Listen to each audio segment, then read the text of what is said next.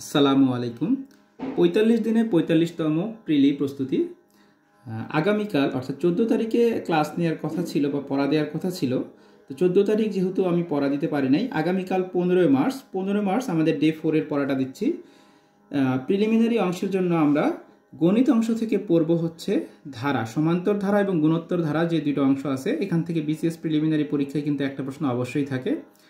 তো এই ধারা অধ্যায়টা আমরা পড়ে ফেলবো। ইংলিশ গ্রামার থেকে আমরা অলরেডি সেন্টেন্স, টেন্স এগুলো সম্পর্কে প্রাথমিক আইডিয়া নিয়েছি। আমরা ভয়েস সেন্সটা পড়েছি।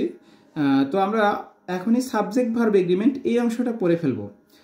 এই অংশটা এই জন্য পড়বো কারণ ইংলিশে বিভিন্ন জায়গায় এই সাবজেক্ট ভার্ব এগ্রিমেন্টের বিভিন্ন অংশগুলো আমাদের রাইট ফ্রম দ্য ভার্বস বলি বা বিভিন্ন অংশে খুব প্রয়োজন হয়। এই জন্য এই অংশটা আমরা শুরুর দিকে শিখে ফেলবো। অনেক সময় পরীক্ষা এখান থেকে একটার মতন প্রশ্ন প্রিলিমিনারিতে চলে আসে।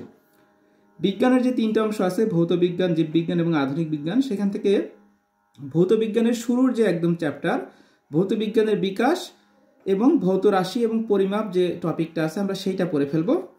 আর ভূগোল থেকে ভূগোলের যে সিলেবাস অনুযায়ী 5টা অধ্যায় আছে, সেই 5টা অধ্যায়ের মধ্যে প্রথম অধ্যায়টা আমরা দুইটা ভাগে ভাগ করব। প্রথম অধ্যায়টা পড়তে গেলে আপনারা একটু খেয়াল করে দেখবেন, এটাকে আমরা দুইটা ভাগে ভাগ করতে পারি। এর একটা ভাগে দেখবেন যে বাংলাদেশের অবস্থান, আয়তন, সীমানা, সীমান্ত দৈর্ঘ্য ইত্যাদি বিষয়াবলী রয়েছে।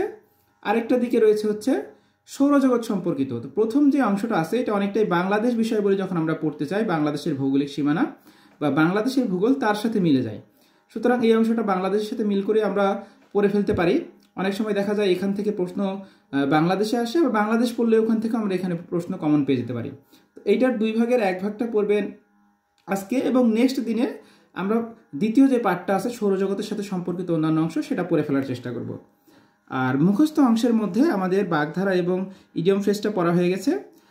আগামীকাল আমরা এক কথায় প্রকাশ, এটাকে বিগত বছরের প্রশ্ন, বিশেষ করে যদি আপনি সব পড়তে পারেন খুবই ভালো, আর যদি একেবারে না হয় বিগত বছরের প্রশ্নগুলো পড়লেও ইনশাল্লাহ এর মধ্যেই কমন পাবেন। বিগত বছরের প্রশ্নগুলো যা আছে বিভিন্ন চাকরির পরীক্ষায়, সেটাকে 3 ভাগ করে তার 1 ভাগ আগামীকাল পড়ার চেষ্টা করবেন। আর নেক্সট 2 দিনে আমরা আরও 2 ভাগ পড়ে ফেলবো। আর এক কথায় প্রকাশের মতো ইংরেজিতে আছে ওয়ান ওয়ার্ড সাবস্টিটিউশন, এই অংশটাও আগামী দিনে আপনারা 3 ভাগ করে তার 1 ভাগ পড়ে ফেলবেন বিগত সালের প্রশ্নগুলো।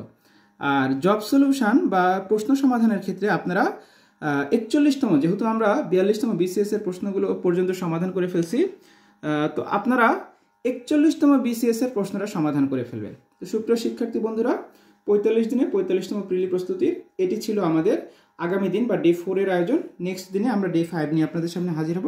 প্রত্যেকেই ভালো থাকবেন। আসসালামু আলাইকুম।